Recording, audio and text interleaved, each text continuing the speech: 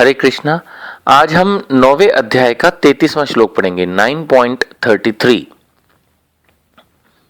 किम पुण्य ब्राह्मणा पुण्या भक्ता राजऋष्ये तथा अनित्यम असुखम लोकम इमं प्राप्य भजस्व माम।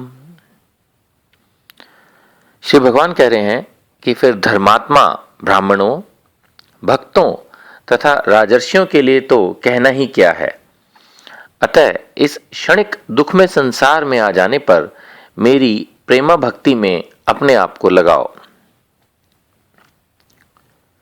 ये श्लोक पिछले श्लोक से कंटिन्यूशन में है। 9.32 इससे जो पिछला श्लोक था उसमें श्री भगवान ने कहा था कि जो लोग मेरी शरण ग्रहण करते हैं वे परम धाम को प्राप्त करते हैं, फिर चाहे वे एक स्त्री के शरीर में हो, चाहे वो एक व्यापारी या श्रमिक के शरीर में हो।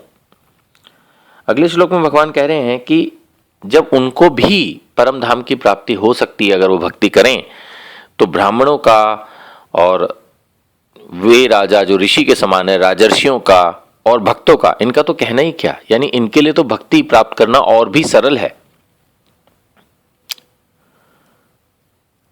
लेकिन ऐसा नहीं है कि इस कुल में सिर्फ जन्म लेने मात्र से वे महान बन जाएंगे या भगवान को प्राप्त कर लेंगे। भगवान उनको भी कह रहे हैं कि मेरी प्रेमा भक्ति में लगो, यानी सभी के लिए है। ये श्लोक उस क्वेश्चन का भी आंसर देता है जो कि जैसे मैं कहूंगा फ्रीक्वेंटली आस्क्ड क्वेश्चंस होते हैं कि भगवान ने कहाँ कहा है मेरी भक्ति करो। भगवान तो कहते हैं अपना कर्म करो, लेकिन हमें कर्म भी समझना होगा कि कौन सा कर्म करो।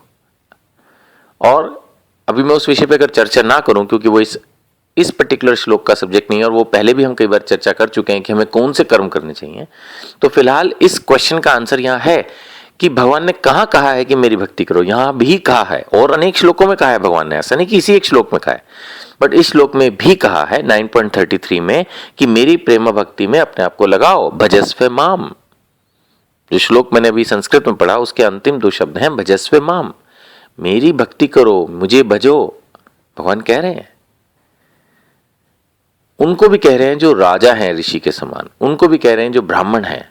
इसका मतलब ये नहीं कि ब्राह्मण जन्म ले लिया तो अब भजना नहीं है भगवान को, या भक्ति नहीं करनी, सेवा नहीं करनी, कि बस हम तो ब्राह्मण हैं, हम दूसरों को ही शिक्षा दीक्षा देंगे, खुद कुछ नहीं करेंगे। ऐसा नहीं है, उनको भी करनी है। और इस श्लोक के परपट में श्रील प्रभुपाद ने बहुत अच्छे से एक्सप्लेन किया है। जो भगवान ने शब्द यूज किए हैं इस श्लोक की दूसरी पंक्ति में शुरू में, अनित्य असुखम लोकम, यानी कि भगवान ने इस संसार को कहा है कि ये अनित्य है और दुखदाई है। अनित्यम असुखम लोकम, ये शब्द भगवान ने इस धरती, इस जगत के बारे में यूज किए जहां हम रह रहे हैं। प्रभुपाद जी इस परपट में, अपने श्लोक के परपट में समझाते हुए बता रहे हैं कि कुछ लोग ऐसा बोलते हैं कि संसार मिथ्या है। मिथ्या नहीं है, फैक्ट है, मिथ्या नहीं है। अनित्य है, टेम्परेरी है। यहां जो कुछ भी है, चाहे वो हमारे रिलेशंस हैं, चाहे ये बॉडी है, चाहे हमारी वेल्थ है, हमारी हेल्थ है, जो कुछ भी इस दुनिया में है, सब कुछ टेम्परेरी है, अनित्य है, बट मिथ्या नहीं है, ट्रू है। ऐसा नहीं है कि आप मुझे छुएं तो जो आप मुझे टच कर रहे हैं तो वो कोई नकली है या मैं नहीं हूं। मैं हूं, मेरे फिजिकल बॉडी है।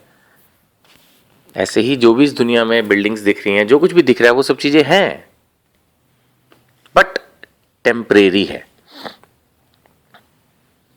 तो प्रभुपाद जी बता रहे हैं कि इसके अलावा एक दुनिया ऐसी भी है जो परमानेंट है, जिनको हम वैकुंठ लोक बोलते हैं, जिनमें परम धाम गोलोक धाम है, जहां स्वयं श्री कृष्ण अपने वृंदावन रूप में जो है वो विहार करते हैं।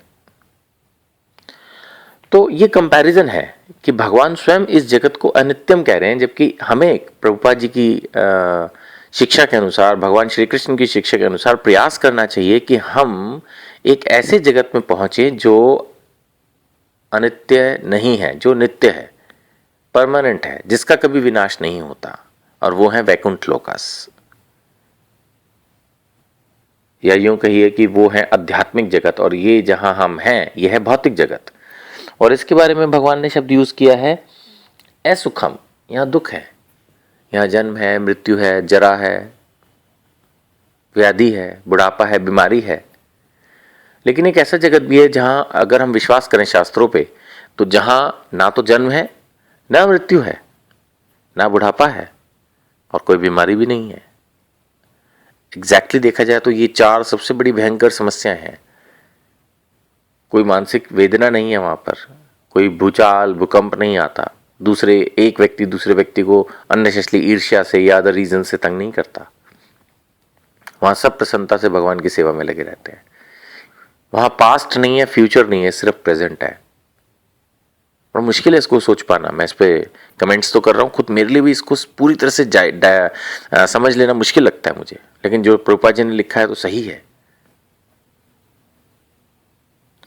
तो हमें ऐसे जगत में जाने के लिए भगवान की प्रेम भक्ति में लगना होता है।